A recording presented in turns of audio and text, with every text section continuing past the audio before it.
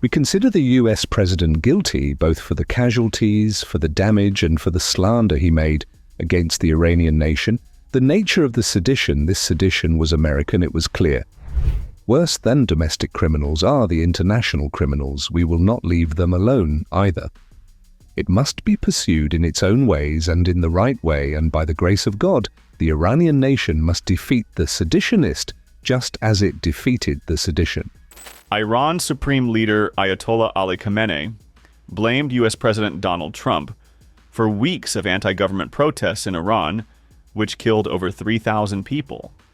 The protests began on December 28th over economic hardship and escalated into calls to end the clerical rule of Khamenei. He accused the U.S. and Israel of orchestrating the unrest and causing widespread damage and deaths.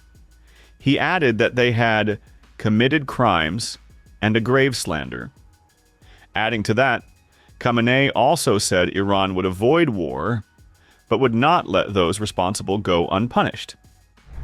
In this sedition, these same ignorant and uninformed agents, led by those evil and trained assets, did bad things, committed great crimes, destroyed 250 mosques, destroyed more than 250 educational and scientific centers, destroyed the electricity industry, attacked banks, attacked medical complexes, attacked stores that provide food for the people, hurt the people, killed several thousand people, and killed some with inhuman severity, that is, completely, brutally.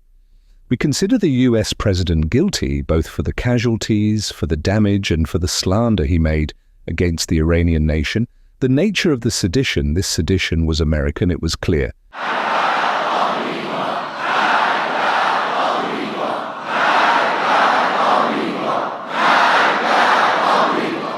The Americans planned and acted. The aim of the Americans, and I am stating this clearly and unequivocally with 40-odd years of experience in the Islamic Republic, is to swallow Iran. In the past, when sedition like this occurred in the country, which we had numerous seditions. It was often the American press, second-rate politicians from America or European countries who interfered. This was a feature of this sedition that the US president himself intervened in the sedition, spoke, made comments, threatened, encouraged the seditionists, gave them a message from America to these people, who I will tell you later, who they were, that you go ahead, don't be afraid. He said, we'll support you, we'll provide military support. So that is, the US president himself entered the sedition and was part of the sedition. He said openly, he spoke openly, he encouraged openly. We have documents one after another that they helped, both the Americans and the Zionist regime helped, which I will briefly explain now. It became a historic day like 22nd Bahman, the anniversary of revolution. We are not leading the country to war, we do not intend to lead the country to war, but we will not leave the domestic criminals either. Worse than domestic criminals are the international criminals. We will not leave them alone either. It must be pursued in its own ways and in the right way, and by the grace of God, the Iranian nation must defeat the seditionist just as it defeated the sedition. However, in an unusually softened tone toward Iran, Trump, on January 16th, thanked Iran for not carrying out what he said were planned executions of hundreds of political prisoners. He told reporters that Iran had canceled the hanging of over 800 people and said he respected the decision. You urged protesters in Iran earlier this week to keep fighting in the streets and said that help was on the way. Is help still on the way, or has your bar for intervention? As you know, Iran canceled the hanging of over 800 people. They were going to hang over 800 people yesterday, and I greatly respect the fact that they canceled that. Mr. Prez, did Arab and Israeli officials convince you to not strike Iran? Nobody convinced me. I convinced myself. You had yesterday scheduled over 800 hangings. They didn't hang anyone. They canceled the hangings. That had a big impact. Trump also posted a thank you note to Iran on Truth Social, claiming the executions would not take place. President Trump's remarks followed days of warnings that the U.S. could take military action if Iran carried out mass killings during protests.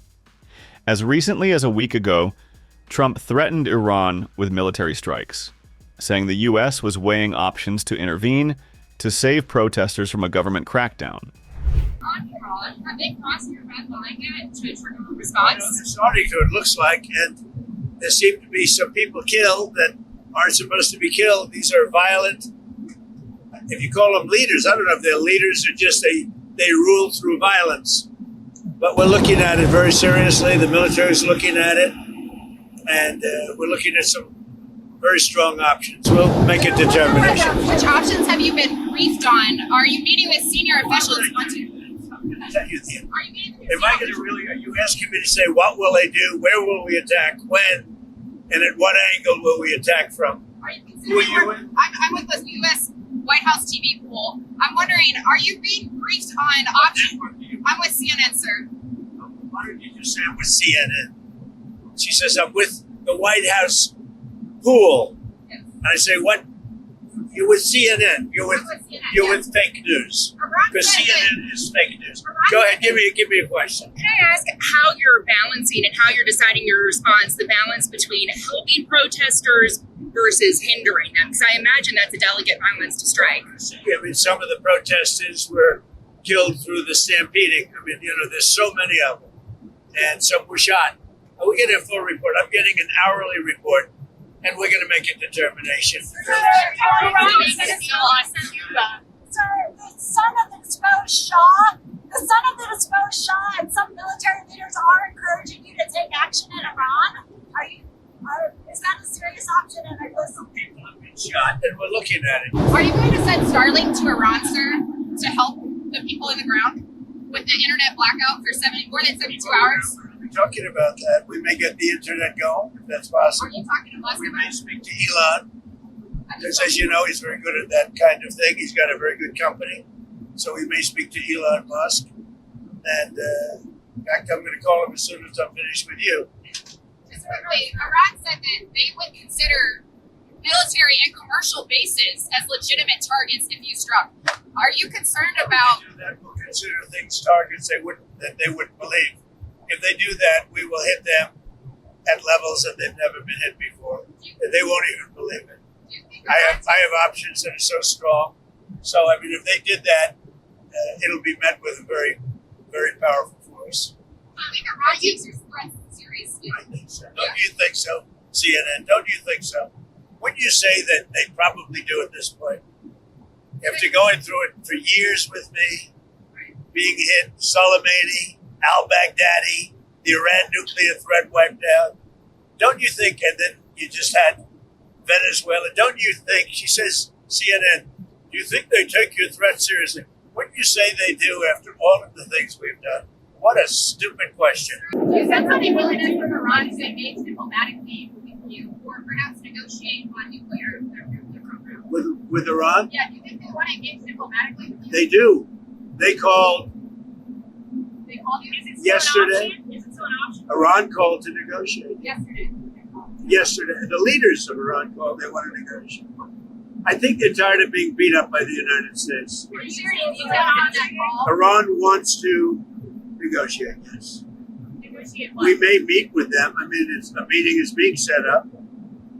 But we may have to act because of what's happening before the meeting. But a meeting is being set up. Iran called. They want to negotiate.